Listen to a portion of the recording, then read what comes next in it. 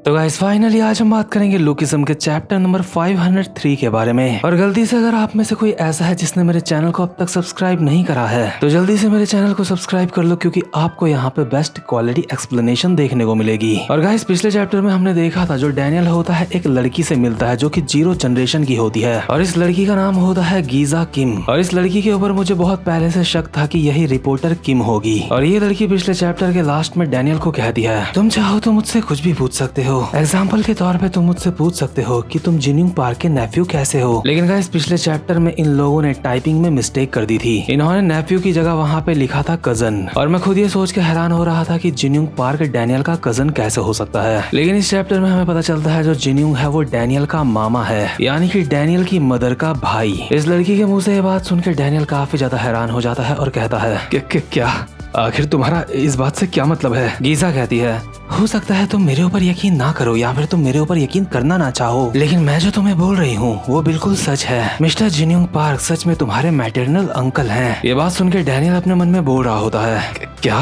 जिनयूंग park वो मेरा मामा है, वो मेरी मॉम का भाई है, लेकिन कैसे। इसके बाद डैनियल को याद आता है कि एक बार उसकी मॉम ने उसको कहा था डैनियल बेटा मेरी तरफ से हमारा कोई भी रिश्तेदार नहीं है। इसलिए जो डैनियल होता है चिल्ला के गीजा को अभी कहता है मुझसे झूठ मत बोलो, मेरी मदर ने मुझसे कहा था कि उनकी तरफ से हमारे कोई भी रिश्तेदार नहीं है और मैंने तो ये कभी सुना भी नहीं कि मेरी मदर का कोई भाई भी था। गीजा कहती है ऑफ कोर्स, क्योंकि तुम्हारी मदर को लगता है कि जिनयूंग पार्क मर चुके हैं और शायद इसी वजह से तुम्हारी मदर ने कहा होगा कि उनकी तरफ से तुम्हारे कोई भी रिश्तेदार नहीं है। लेकिन सच बात तो यह है कि तुम्हारे मदर लोग पूरे के पूरे 3 भाई बहन हैं और तुम्हारी मदर उनमें से सबसे बड़ी है। डैनियल कहता है नहीं तुम झूठ बोल रही हो, आखिर मैं ये कैसे मान लूं कि जिनयूंग पार्क मेरे मामा है। अगर मेरा उस इंसान के साथ कुछ भी रिश्ता होता तो जब मैं उसके सामने आया था तो वो मुझे पहचान जाता, लेकिन वो इंसान मुझे पहचाना नहीं था। इसका मतलब तो यही है कि वो मेरा अंकल नहीं हो सकता। और अगर जिनयूंग पार्क मेरा अंकल होता तो वो मेरी यादों में कहीं ना कहीं तो होता, लेकिन वो इंसान मेरी यादों में भी कहीं नहीं है। आखिर तुम मुझसे ये झूठी बातें क्यों बोल रही हो, इसका क्या रीजन है। लेकिन गीजा डैनियल को उसकी एक पुरानी फोटो दिखाती है जिस वक्त वो मोटा था और कहती है लगता है ये फोटो तुम्हारे सवालों का जवाब देने के लिए काफी होगी। दरअसल बात यह है कि मिस्टर जिनयूंग पार्क को ये नहीं पता कि तुम अब पतले हो चुके हो। इस फोटो में तुम जिस तरह के दिखते हो मिस्टर जिनयूंग पार्क को तुम्हारी सिर्फ यही पहचान याद है। और ये भी बिल्कुल सच बात है, तुम मिस्टर जिनयूंग पार्क के साथ अपनी लाइफ में ज्यादा नहीं मिले हो। और तुमने कहा मिस्टर जिनयूंग पार्क तुम्हारी यादों में नहीं है ना। लेकिन तुम्हें नहीं लगता तुम्हारे लिए ये बात कहना काफी ज्यादा अजीब है, क्योंकि तुम्हें तो अपने फादर का चेहरा भी ठीक से याद नहीं है। तो तुम मुझे बताओ तुम्हें तुम्हारे मैटरनल अंकल का चेहरा कैसे याद हो सकता है। देखो अगर तुम्हें अब भी मेरी बात के ऊपर यकीन नहीं है तो मैं तुम्हें और सबूत दे सकती हूँ। लेकिन इतने में ही जो डैनियल होता है अपने घुटनों के बल जमीन में बैठ जाता है और हैरान होकर खुद से ही बोल रहा होता है नहीं ऐसा नहीं हो सकता, ऐसा नहीं हो सकता, उस जैसा एक हरामजादा मेरा अंकल नहीं हो सकता।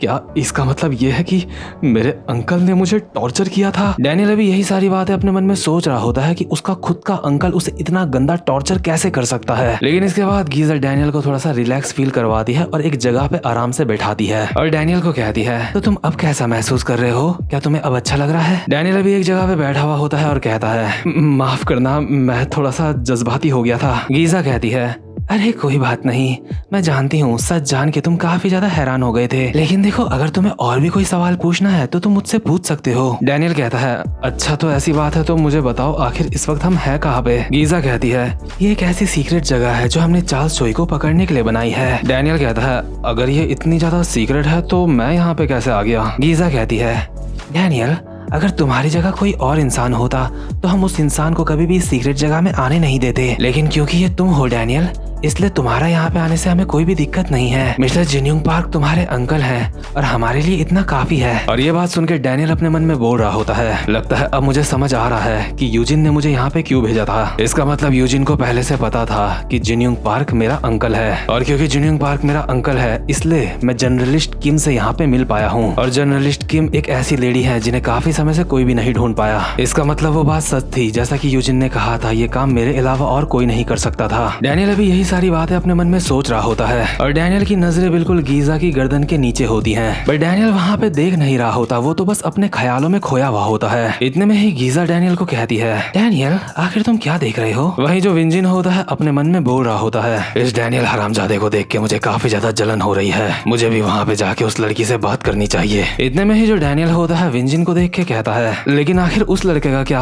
वो भी तो मेरे साथ यहाँ पे आ रखा है, आखिर आपने उसको यहाँ पे क्यों आने दिया? गीजा कहती है, नहीं कोई बात नहीं, उसके यहाँ पे आने से कोई भी दिक्कत नहीं है, क्योंकि मुझे पता है वो कोई ऐसा इंसान नहीं है जो चार्ल्स चोई की साइड लेगा। और ऊपर से अब अगर हमारे बारे में बाहर दुनिया को पता चल भी जाता है तो इससे हमें ज्यादा प्रॉब्लम नहीं होगी। दरअसल ऐसा भी कुछ है जो तुम्हारे इस दोस्त को सुनना चाहिए। तुम्हें पता है चार्ल्स चोई ने सिर्फ एक इंसान को जान से नहीं मारा है। और गीजा जब ये बात बोल रही होती है उस वक्त हमें एक हल्की सी झलक दिखाई जाती है जिन्मू जिन की। गीजा की बातों से तो ऐसा लग रहा है जैसे चार्ल्स ने जिन्मू जिन को भी जान से मरवाया है। बट आपको बता दूं ये कोई पक्की बात नहीं है, बट गीजा की बातें इसी तरफ इशारा कर रही है। इतने में ही जो डैनियल होता है कहता है, ठीक है तो अब मुझे बताओ आखिर ये लोग कौन है जिन्होंने मेरे ऊपर कुछ देर पहले अटैक किया था और जिन्होंने डैनियल के ऊपर अटैक करा था वो डैनियल के अभी अगल बगल ही होते हैं। गीजा कहती है, अच्छा ये लोग जिन्यूंग पार्क के किसी टाइम पे सबऑर्डिनेट हुआ करते थे और अभी इन लोगों को डैनियल के ऊपर काफी ज्यादा प्यार आ रहा होता है। ये डैनियल के गाल खींच रहे होते हैं क्योंकि डैनियल जिन्यूंग पार्क का भांजा होता है। और साथ साथ में गीजा बोल रही होती है, इन लोगों को फाइटिंग का काफी ज्यादा एक्सपीरियंस है, ये लोग जनरेशन 0 के टाइम से ही जिन्यूंग पार्क के साथ मिलकर फाइट कर रहे हैं। डैनियल कहता है, अच्छा तो इसलिए ये लोग इतने ज्यादा ताकतवर थे। इसके बाद गीजा कहती है, तो डैनियल मुझे बताओ आखिर तुम रेड पेपर को क्यों ढूंढ रहे हो? डैनियल कहता है, मुझे यहाँ पे यूजिन ने भेजा है, उसने कहा था रेड पेपर चार्ल्स चोई को पकड़ने में काफी ज्यादा काम आ सकता है। गीजा कहती है, क्या तुमने कहा यूजिन? डैनियल कहता है, हाँ यूजिन, क्या आप उसको जानती हो? गीजा कहती है, नहीं लेकिन चॉनलियांग में उसने कई बार अपने लोगों को भेजा है इसलिए मैं उसका नाम जानती हूँ और मुझे लगता है वो मुझसे मिलने के लिए काफी ज्यादा बेचैन था क्योंकि उसको पता था कि रेड पेपर मेरे पास है। लेकिन मुझे इस बात का शक था कि कहीं वो चार्ल्स चोई के साथ मिला हुआ ना हो, इसलिए मैं उससे कभी भी मिली नहीं। डैनियल कहता है, हाँ आपने बिल्कुल सही कहा, पहले यूजिन चार्ल्स के साथ मिला हुआ था, लेकिन ये बात पक्की है कि अब वो दोनों अलग हो चुके हैं। यूजिन अब चार्ल्स चोई के खिलाफ जा चुका है क्योंकि चार्ल्स चोई अब 4 बड़े ग्रुप्स को खत्म करना चाहता है। गीजा कहती है, अब मुझे समझ आ रहा है कि यूजिन चार्ल्स चोई को क्यों हराना चाहता है। डैनियल कहता है, वैसे रिपोर्टर किम ये रेड पेपर आपके पास कैसे आया? रिपोर्टर किम कहती है, जब तेजिन चियोन किडनैप हो गया था और शामन का घर जला नहीं था, मैंने वो रेड पेपर वहाँ से उस वक्त चुरा लिया था और उस रेड पेपर की जगह वहाँ पे एक नकली रेड पेपर रख दिया था ताकि चार्ल्स चोई को इस बात का शक ना हो कि रेड पेपर अब भी मेरे पास है। और जरूर जो मैंने वहाँ पे नकली रेड पेपर रखा था चार्ल्स चोई ने उसको जला दिया होगा। इसके बाद डैनियल कहता है,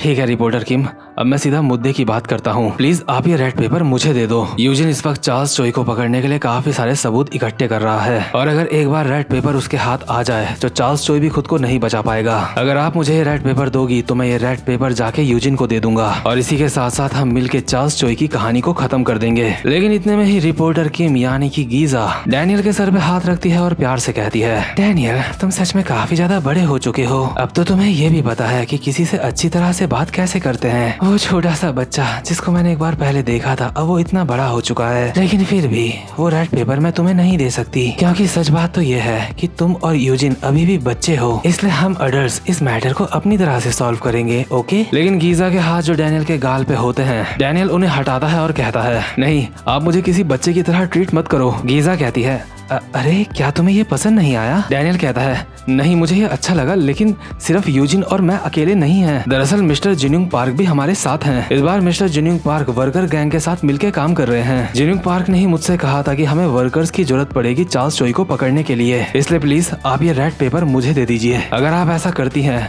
तो मैं चार्ल्स चोई का खेल खत्म कर दूंगा। गीजा कहती है, नहीं मैं फिर भी तुम्हें ये नहीं दे सकती, क्या तुम्हें पता भी है कि आखिर में रेड पेपर है क्या? डैनियल कहता है, क्या? नहीं मुझे नहीं पता। गीजा कहती है, रेड पेपर चार्ल्स की जितनी भी संपत्ति है उससे रिलेटेड है। आसान शब्दों में रेड पेपर का बहुत ही गहरा रिश्ता है यामाज़ाकी क्लैन से, और अगर ये रेड पेपर दुनिया के सामने आ जाता है तो चार्ल्स चोई को कानूनी तौर पे काफी बड़ी सजा मिल सकती है। साथ ही साथ में उसकी जितनी भी संपत्ति है उसको जब्त कर लिया जाएगा और इसी वजह से चार्ल्स चोई की ये रेड पेपर बहुत बड़ी कमजोरी है। इसलिए अगर मैं ये रेड पेपर तुम्हें दे देती हूँ तो इस वजह से तुम्हारी जान को खतरा हो सकता है, इसलिए मैं इतनी खतरनाक चीज तुम्हारे हाथ में नहीं दे सकती। डैनियल चिल्ला के कहता है, लेकिन यूजिन ने मुझे ये रेड पेपर लेने को भेजा था यहाँ पे। गीजा कहती है, तुम उस बात की चिंता मत करो यूजिन, वो बच्चा काफी ज्यादा समझदार लगता है। उसके बारे में जानने के लिए मैं भी काफी ज्यादा क्यूरियस हूँ, इसलिए ये रेड पेपर मैं खुद उसके पास लेके जाऊंगी। इसके बाद सीन शिफ्ट होता है और हम देखते हैं एक घर का सीन, जहाँ पे बैठा हुआ होता है यूजिन और यूजिन के पीछे खड़े होते हैं the one and only manager Kim. Eugene manager Kim को कहता है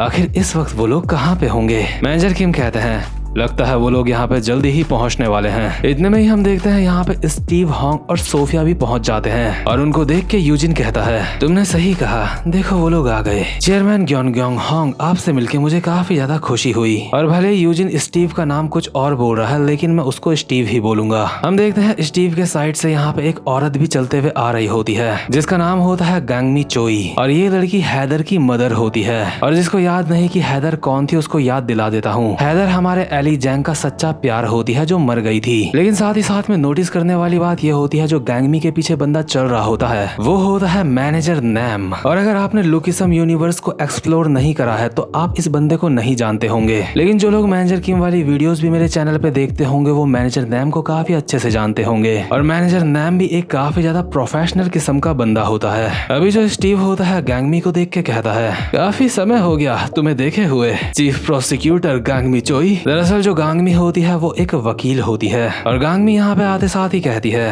हाँ आप भी काफी समय बाद दिख रहे हो मुझे। स्टीव कहता है क्या तुम्हें बस इतना ही बोलना है, इससे ज्यादा तुम और कुछ नहीं बोलोगी। गांगमी कहती है क्या आप ये चाहते हो कि मैं अपना सर झुका के आपको रिस्पेक्ट दूं। स्टीव कहता है तुम बिल्कुल भी नहीं बदली, तुम हमेशा की तरह हो। इतने में ही यूजिन कहता है ये एक ऑफिशियल मीटिंग है, प्लीज यहाँ पे इस तरह की बातें मत करिए, क्योंकि हम लोग यहाँ पे अकेले नहीं हैं, यहाँ पे और भी लोग हैं। और हम देखते हैं अभी हमारा यहाँ पे जेम्स ली भी मौजूद होता है और ये सारे के सारे यहाँ पे आए होते हैं मीटिंग करने के लिए, ताकि ये सारे के सारे लोग मिल के चार्ल्स चोई की वाट लगा सकें। यूजिन कहता है जितने भी लोग अभी हम यहाँ पे हैं, हम लोगों के बीच में कुछ भी मिलता जुलता नहीं है, लेकिन हम सब यहाँ पे सिर्फ एक मकसद से इकट्ठा हुए हैं और वो मकसद है चार्ल्स चोई को पकड़ना। तो मैं शुरुआत करता हूँ एच ग्रुप के सीईओ से। चेयरमैन हॉन्ग, चार्ल्स चोई की गैर मौजूदगी में आप चॉनलियोंग का सारा काम संभाल सकते हो। शियोल की सेंट्रल डिस्ट्रिक्ट की प्रोसिक्यूटर, अगर चार्ल्स चोई 4 बड़ी गैंग्स ना बनाता तो जो चीज आपकी बेटी के साथ हुई थी वो चीज नहीं होती। साथ ही साथ में पीटीजे एंटरटेनमेंट के प्रेसिडेंट डियागो कैंग, अगर हम चार्ल्स चोई को पकड़ने में आजाद रहे तो तुम भी उसकी पकड़ से छूट जाओगे। और साथ ही साथ में मैं चेयरमैन यूजिन, मैं यहाँ पे इसलिए हूँ क्योंकि चार्ल्स चोई को हरा के मैं अपने बिजनेस को और ज्यादा आगे बढ़ा सकता हूँ और सरवाइव कर सकता हूँ। अगर हम सब एक दूसरे का साथ देते हैं तो चार्ल्स चोई भी हमारा कुछ नहीं बिगाड़ पाएगा। इसलिए चलो अब अपनी मीटिंग को शुरू करते हैं। देखो मैं आप सबसे कहना चाहता हूँ, जब चार्ल्स चोई के खिलाफ हमारी जंग शुरू होगी तो जो भी जिसका काम है वो काम उसको अच्छी तरह से करना होगा। चेयरमैन स्टीव हॉन्ग, मैं आपसे रिक्वेस्ट करता हूँ कि आप मीडिया और सारा का सारा फंडिंग्स का काम संभालें। साथ ही साथ में गांगमी चोई,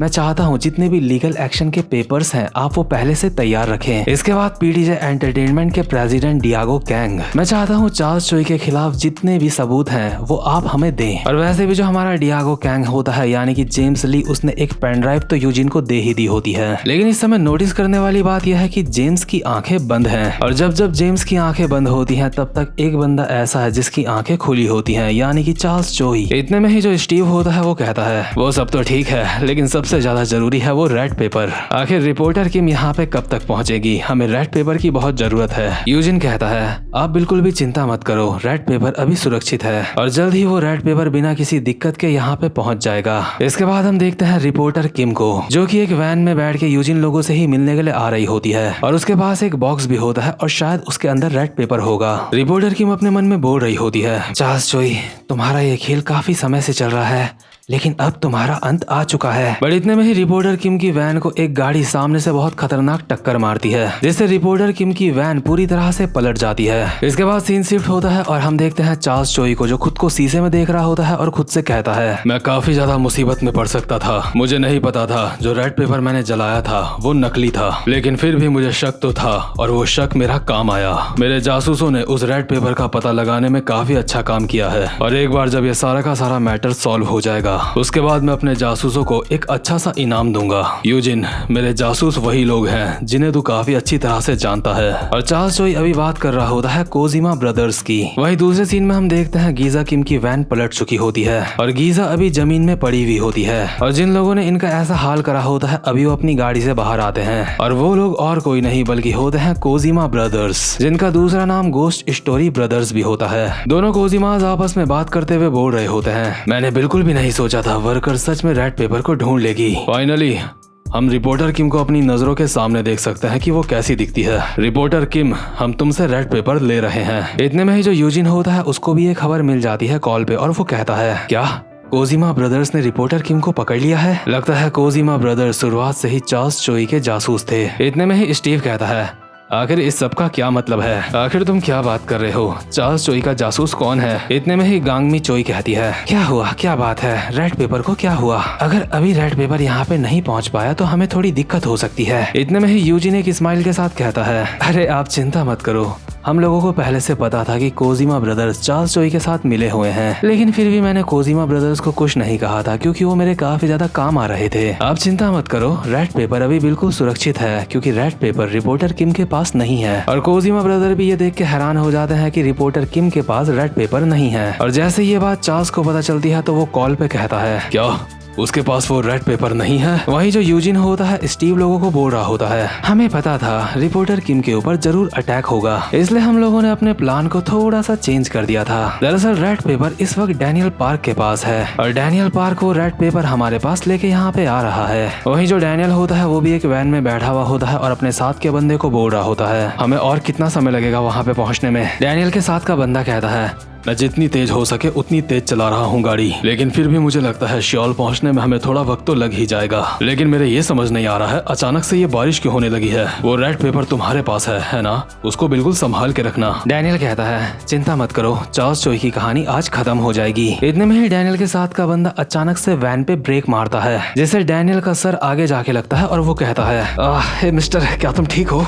अचानक से तुमने ऐसे ब्रेक क्यों मारा? डैनियल के साथ का बंदा कहता है, प्रॉब्लम वो नहीं है, प्रॉब्लम यह है कि हमारे सामने इस वक्त कोई खड़ा है। और हम देखते हैं इनकी वैन के सामने एक बंदा छाता लेके खड़ा होता है। वही जो चार्ल्स होता है कॉल पे किसी को बोल रहा होता है, मैं जानता था कोजिमा ब्रदर्स के ऊपर यूजिन को पहले से शक था, पहले मैं बस खुद पे शक कर रहा था, लेकिन सच में वो रेड पेपर रिपोर्टर किम के पास नहीं होगा। मुझे पता था ऐसा कुछ ना कुछ तो होके ही रहेगा और इसीलिए मैंने तुम्हें वहाँ पे भेजा है ताकि तुम वो रेड पेपर मेरे पास लेके आ सको। और चार्ल्स चोई इस वक्त बात कर रहा होता है गन पार्क से। हम देखते हैं गन मस्त करके अपनी सिगरेट जलाता है बारिश में और डैनियल जो अभी वैन के अंदर होता है उसको कहता है, डैनियल पार्क, वो रेड पेपर मेरे हवाले कर दे। और इसी के साथ ये वाला चैप्टर यहीं पे खत्म होता है। और यार ये वाला जो चैप्टर था ना, इसमें हमें काफी सारी हिंट्स दी गई हैं जिनके बारे में मैं किसी और वीडियो में बात करूंगा। और मैं चाहता हूँ याद से आप लोग चैनल को सब्सक्राइब और वीडियो को लाइक जरूर से कर लेना ताकि मुझे भी मोटिवेशन मिलती रहे और मैं आपके लिए वीडियोस बनाता रहूं। तो गाइस अब मैं मिलता हूँ आपसे अपनी नेक्स्ट वीडियो में, तब तक के लिए गुड बाय।